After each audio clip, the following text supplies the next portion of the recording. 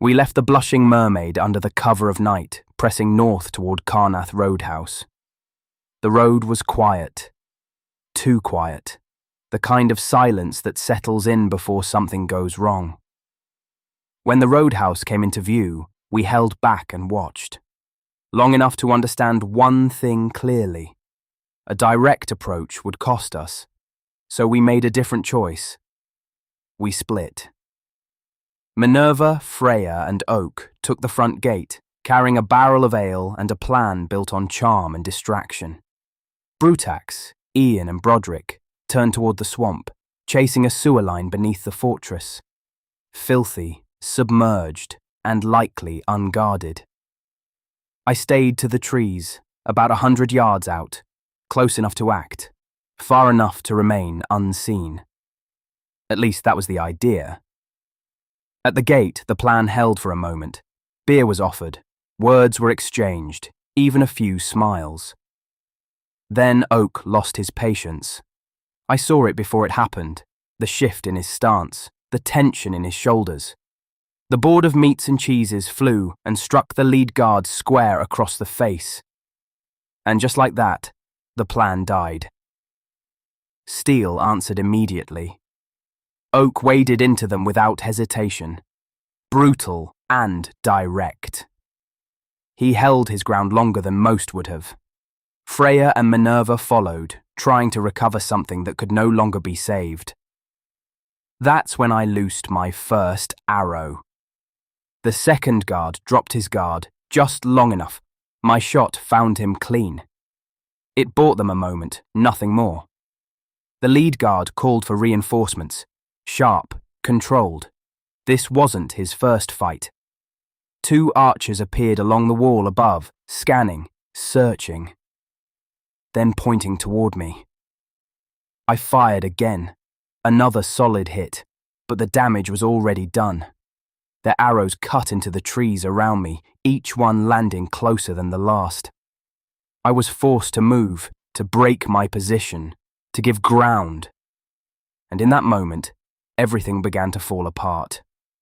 Oak went down first. Freya pulled him back, just barely, dragging him to his feet before the weight of the fight took her instead. She collapsed, spent. But for a brief moment, they had a chance. And I took it from them. I drew again, aimed for the lead guard, and fired. The arrow struck true, but I had already committed to the spell. When it hit, the magic burst outward. Thorned vines erupted from the point of impact, tearing through everything in reach. Guards, wood, flesh, and my own allies. I knew it the instant it happened. Oak dropped again. Freya, already barely standing, fell with him. Both of them, motionless in the dirt because of me. There are mistakes you can recover from. That was not one of them. Minerva didn't hesitate this time.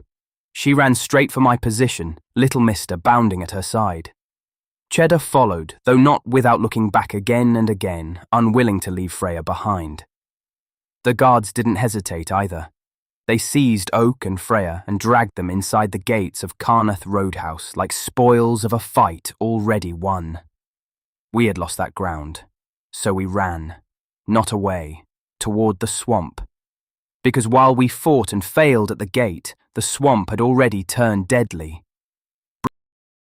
Broderick had prepared us all, magic to breathe beneath the surface. It kept them alive. It did not keep them safe. The first crocodile struck from below. Broderick was dragged under, vanishing beneath the surface before tearing free through sheer force. Ian answered with steel, cutting one of the beasts down. Broderick crushed another with his hammer. For a moment, it looked like they might win. Then the water moved. Something larger rose beneath them. Broderick's octopus vanished first. Then the creature revealed itself, 30 feet of muscle and hunger. Ancient, patient.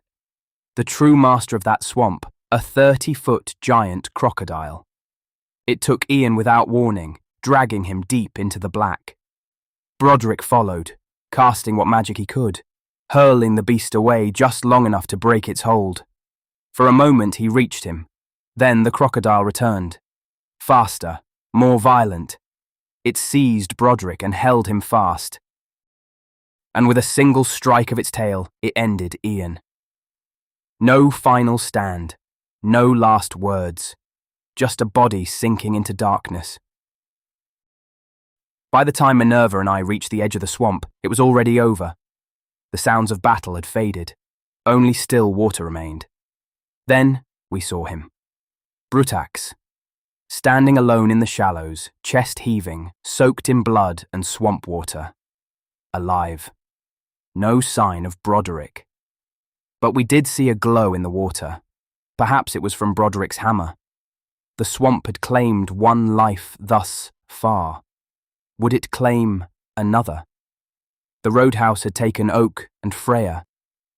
We stood there in silence for a moment, because there was nothing left to say. 2 plans. 2 failures. Whatever came next. We would be walking into it already at a disadvantage.